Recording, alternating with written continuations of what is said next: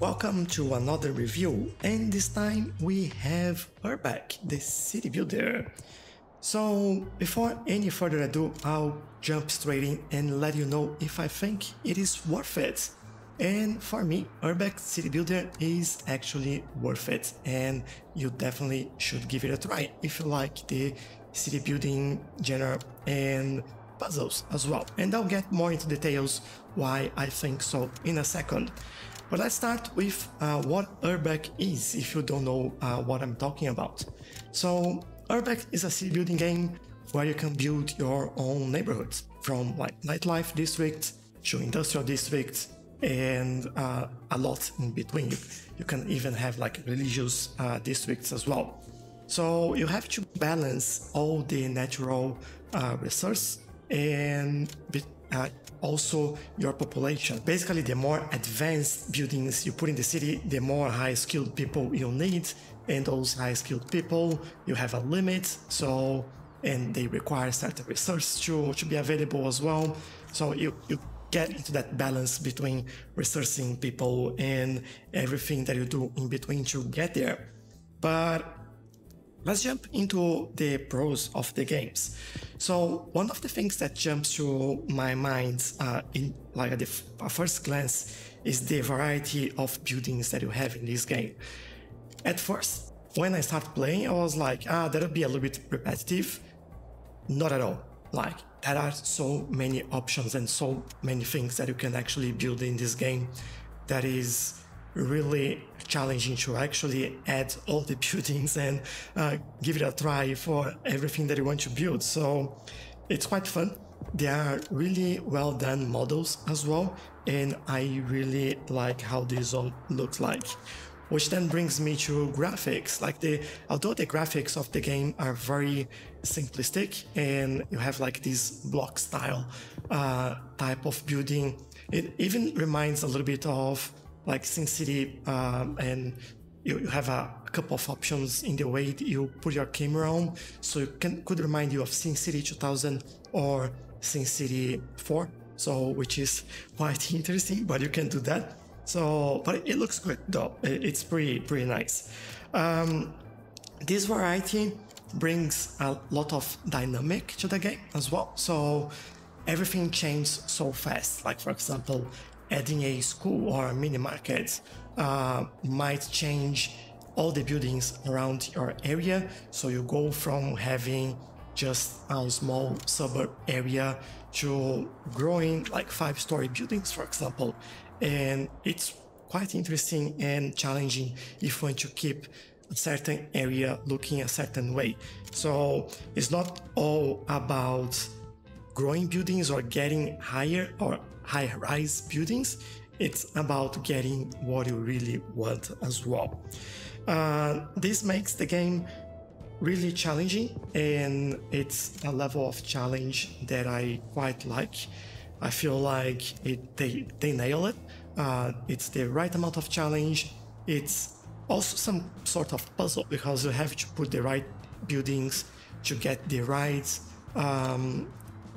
residential or commercial buildings around, or sometimes even industrial as well.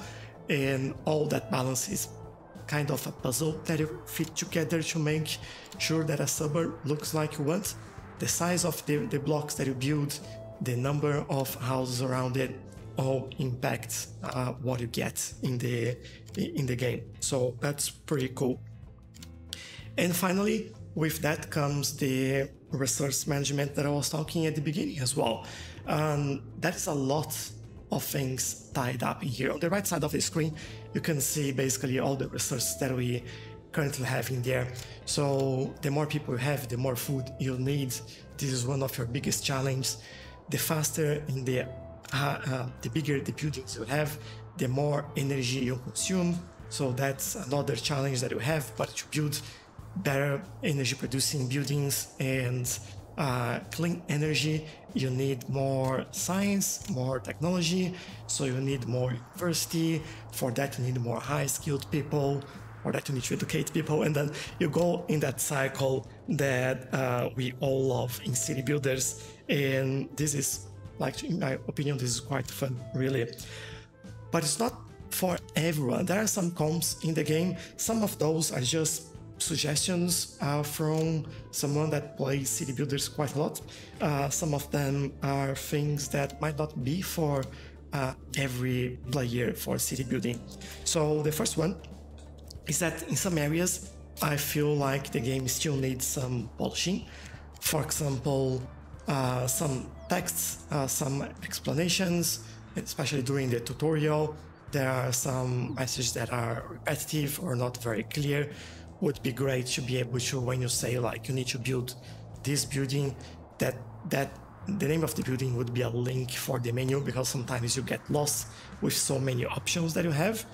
Having the options is not bad, it's just the tutorial should also guide you to those places as well. That's all that's missing in there. It's also in talking like about missing some layers. When I was playing, I would see like sometimes buildings complaining about, oh, you shouldn't have pollution in here, or you shouldn't have a rebel house around this area. And I was like, okay, where is that? What's producing pollution? Where is this rebel house? And then I would spend like some time, sometimes a considerable amount of time, just looking for that. So if we had a layer where we could see like all education buildings and their area of effect, or all buildings that are producing pollution and what they are affecting, that would be awesome. It would be a great addition to the game. Unfortunately, we don't have that yet. This is also a puzzle city builder game. So for some people, this is not the genre that they like. And that's usually, if you look at comments on Steam and see the reviews, mostly positive, everyone enjoying, and it's very refreshing type of city builder as well. But the people that are complaining, they complain because you have to kind of make a puzzle. As I was saying, you have to find the right buildings in the right areas to get what you want and to get the buildings looking how you want them to be. So if you want to keep the low density, you can't build certain buildings around that area, otherwise they will say, oh, we have more things available for us, and then we'll grow like 5-12-story buildings, and then you get like with a high rise everywhere. So if it's not your style, matching like those types of buildings and making sure that you one building that you put will affect the whole area and you have to work with that, then that might not be for you. But other than that, I think one more item that I would like to see improved is if something, for example, let's say I was talking about pollution. Pollution affects a building that couldn't have pollution around. That building is abandoned. What I would love to see is what the building was in that area. Because at the moment, the only thing that you can see is that the building was abandoned, but you can't actually see what was in there. So sometimes, like what happened with me, I didn't have enough high-skilled workers, and the university was abandoned. And I was like, what was here again? And then it took me a while like to remember, oh, I don't have like enough science, so I'm missing a university.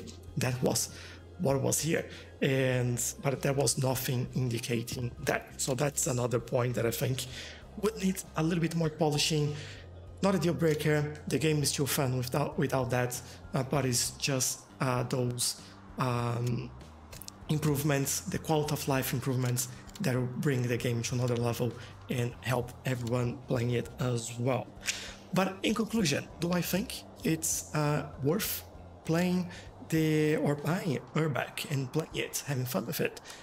Definitely yes. I really think this is a game that brings a new take to the genre.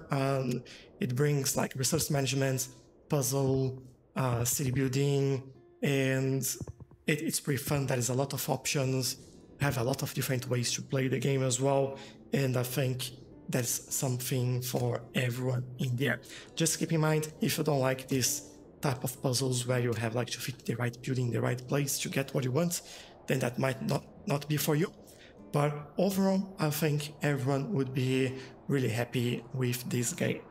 So if you enjoyed this, don't forget to leave a like to this video. I really appreciate all your likes. And if you want to talk more about this, you can leave me a comment in the comment section or join the Discord server. The link is in the description.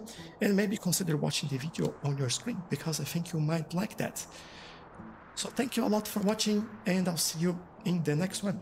Bye bye.